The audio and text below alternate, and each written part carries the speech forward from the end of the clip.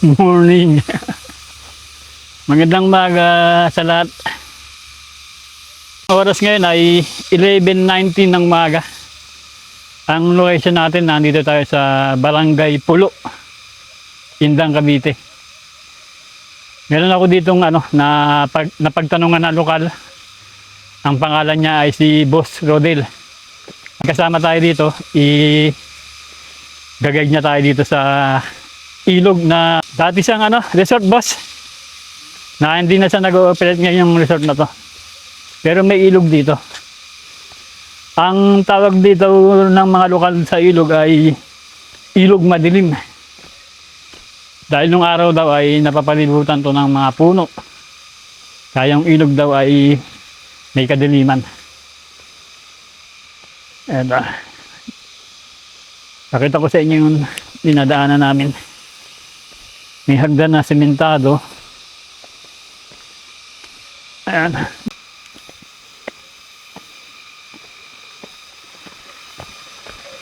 Hindi na nag-ooperate yung resort na to.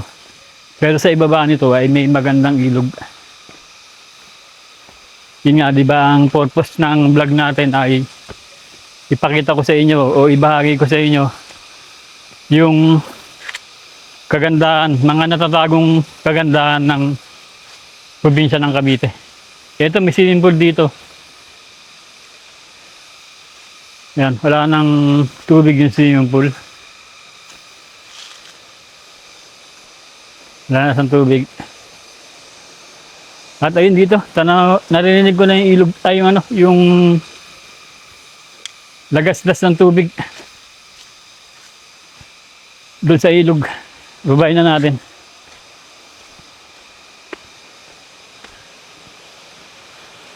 Ay, ang ganda. Ang ganda rito.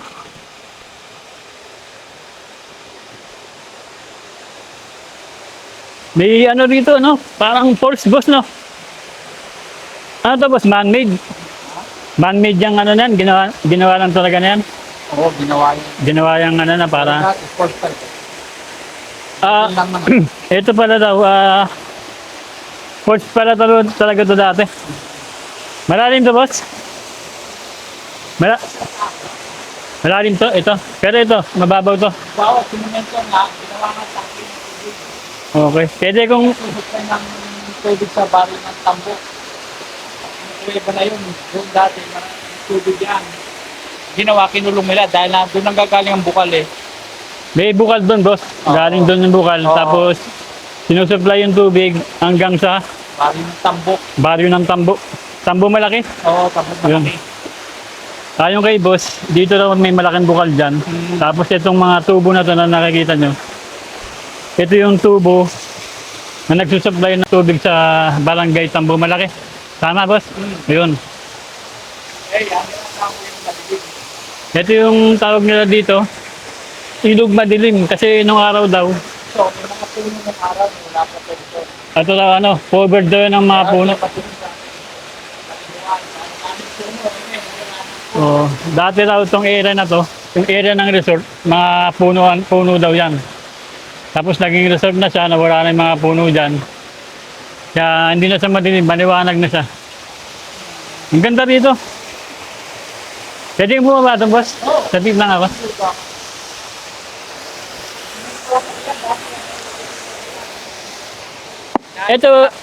Ito boss, dating falls talaga to. Oo.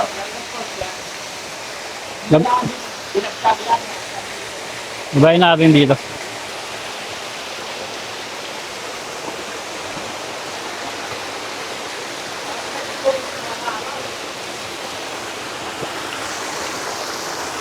Yung mahal na araw daw, maraming naliligo dito.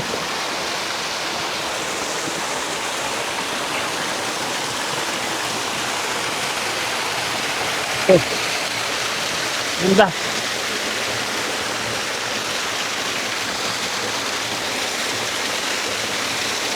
Ganda rito. Ganda ng kaligasan. Thank you, Lord.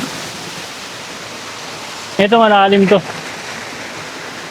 Tapos dito may sininimento na bahagi para makalakad. Nung doon. Tapos sabi ni boss, ito daw, force daw talaga ito dati. Nilagyan ng ganito.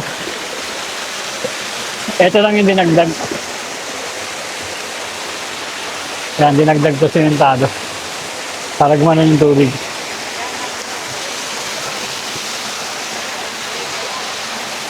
Ito kuweba. Ito daw, dati daw itong kuweba. Tapos, sinaraduan para yung tubig na nanggagaling sa bukal. Malaking tubo na yan. Linis ang tubig oh. Naiinom to boss? Naiinom? Naiinom daw to. Ng bukal.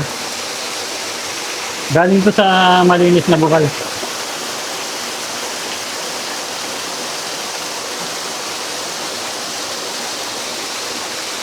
Harap.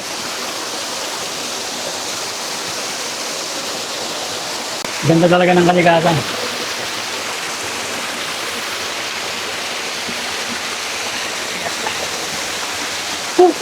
Thank you Lord sa kalikasan. Ay dadaan sa ilalim ng falls. Ngayon, ilalim ng falls. Ilalim tayo ng falls. Thank you Lord.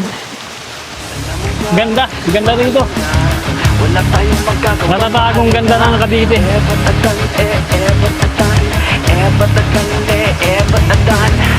Ang dinis ng tubig. Mahal mo na. Wala tayong magagawa. Mahal mo na. Hindi naman tubig.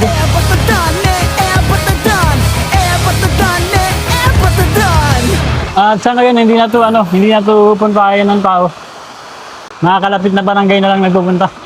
Oo. Nakakalapit na barangay na lang. Birang-bira na yung mga dayo na katulad ko. Buti na lang at talagang mababait yung mga lokal ng Cavite. Pinakausapan ko si Boss Rodel na kung pwede niya akong samahan dito. Para maipakita ko sa inyo yung kagandahan ng Cavite. Ayun, may bukal pa yan. Boss na, ayun o. Doon. May bukal pa na dumadaloy. Maliliit. Ganda. Ganda dito. Simpleng ano lang siya, simpleng lango yan, simpleng pasyalan pero maganda. Malinis. Akit na uli kami. Salamat boss ah. Thank you. Ayun no. May maliit na bukal na tumutulo dun. Parang maliit na pulse.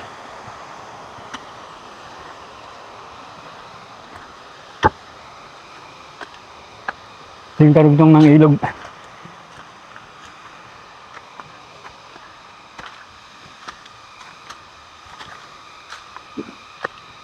Dati siyang swimming pool to.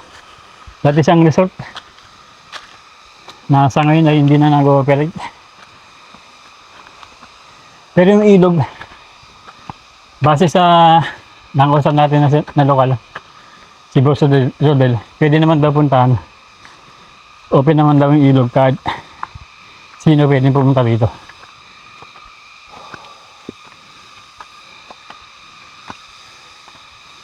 Yun, sana nagustuhan niyo yung video natin dito sa ilog na kung tawagin ng mga lokal ay Ilog Madilim. Dito sa Barangay Pulo. Barangay Pulo, Indang, Cavite. Muli, ito ang inyong Kuya Brusco. Maraming salamat sa panonood. Magkita-kita ulit tayo sa mga susunod pa na episode.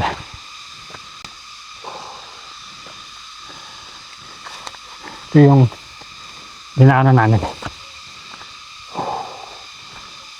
Ganda dito. Narinig mo lang mga kuliglig at huni ng ibon. Ang location natin nasa Barangay Karasuchi, Indang, Cavite. Ito yung arko. May nadaanan ako ditong campsite sa Gabi Eco Camp. Ito yung ano nila, signage. 7 minutes. 7 minutes na trekking ayon sa ano sa nakapaskil dun sa labas. Papunta dun sa Gabi. Eco Camp. May tayo dito.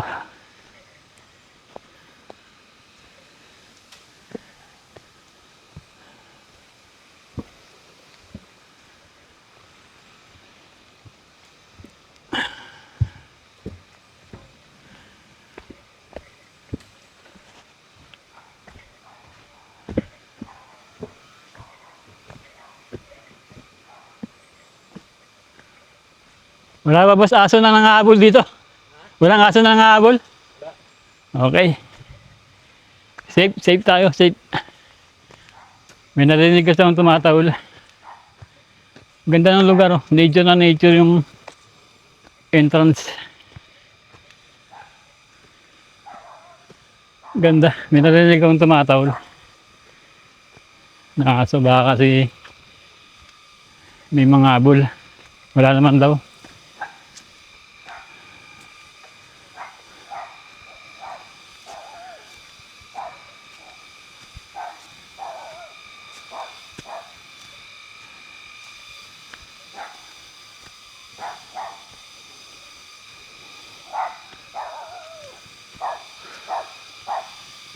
Narinig niyo yung huni ng mga kuliglig.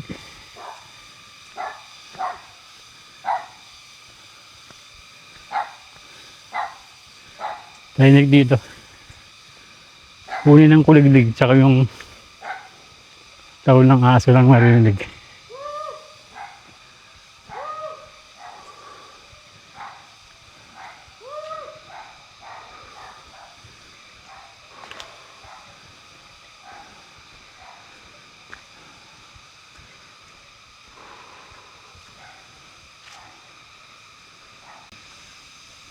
Para ma-enjoy ko yung scenery ng kalikasan.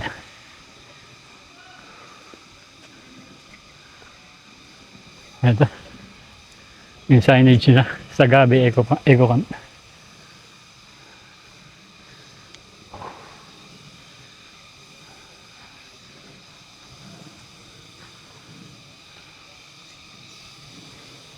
Magta-try lang ako na kung pwede kong i-vlog yung site at kung magkano yung entrance. Kung kaya ko, kung kaya ng budget, papasukin ko. Pero kung hindi kaya, uwi na lang ako.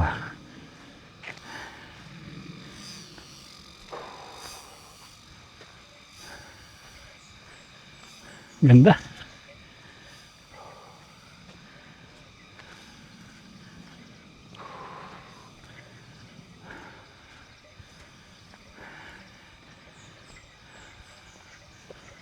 Ganda ng kalikasan talaga. Yung mga huni ng ibon.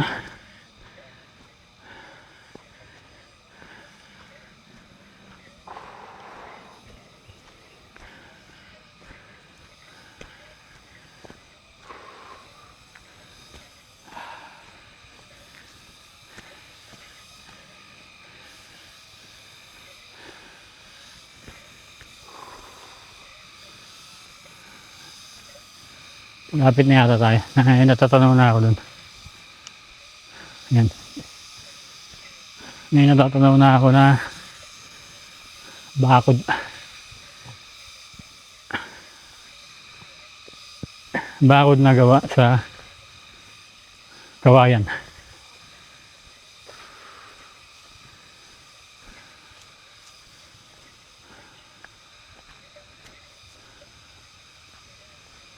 Ayun na nga.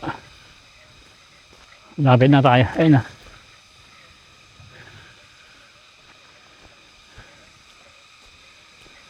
May bakod sila na gawa sa kawayan.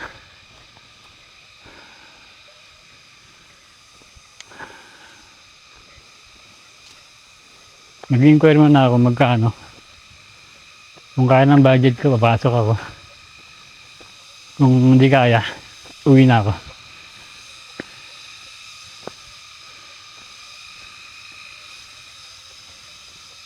Ito na nga.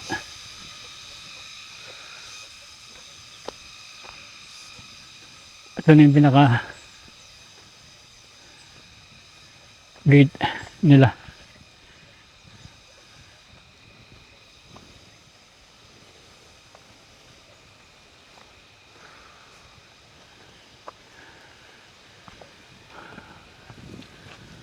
Dito na tayo sa Sagabe Eco Camp. Ito na yung loob. Tatanong tayo.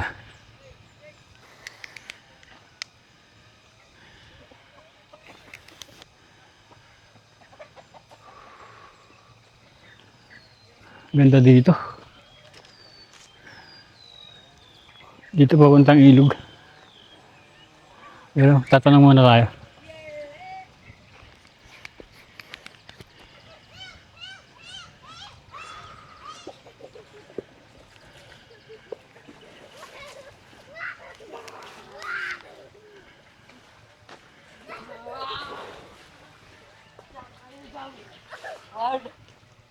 Gandang araw. Gandang araw. Ganda dito. Nagpaalam ako kung pwede kong i-vlog yung lugar. Pumayag naman sila. Ito yung pinakataas. Ano raw dito, hindi pwedeng walk-in. Kailangan magpapabook kayo. Meron silang Facebook page. Facebook page nila ay Sagabe Eco Camp. Yun. Pabalik na tayo. Pauwi na tayo. Hindi tayo nakapag-vlog sa loob. Hanggang sa gate lang tayo. Kasi meron silang guest. Binigyan ako ng schedule kung kailan ako pwedeng bumalik para ma-vlog yung lugar. Ganda dito. Sagabe Eco Camp. Ayan. Sagabe Eco Camp. Barangay Karasuchi, Indang Cavite. Nature na nature yung dadaanan nyo para kayo makapunta sa campsite.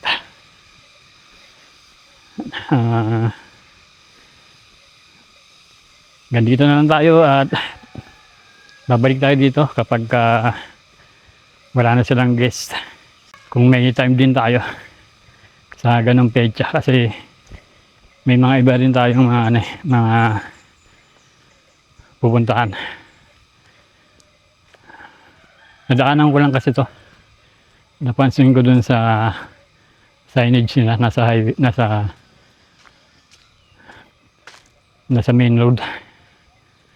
Nag-try lang naman ako. Pwede naman mag-vlog. Basta walang guest, na-guest sila ngayon kaya hindi ako ma-assist nung caretaker. Yun, maraming salamat sa panonood. Pasyalan niyo itong lugar na to, maganda. Maganda yung lugar. Dito pa lang sa entrance na maganda na. Talagang mapipil mo yung nature. Kung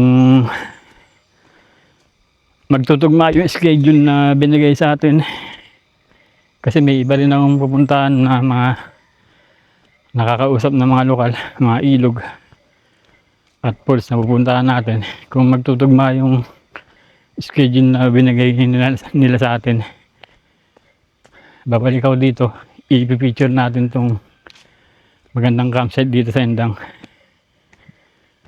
Ito nga sa Gabi. Ganda dito. O kaya i-visit nyo na lang yung Facebook page nila, Sagabe Eco Camp, para makita nyo yung mga nila dito, mga pinipage yung lugar kahit na hindi ko na ma-vlog ulit. Baka kasi hindi magtugma yung schedule na binigay nila sa akin. Yun, maraming salamat sa panonood.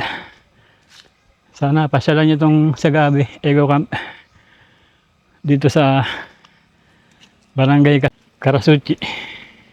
Para makita nyo yung ano, yung tungkol sa Sagabi Eco Camp.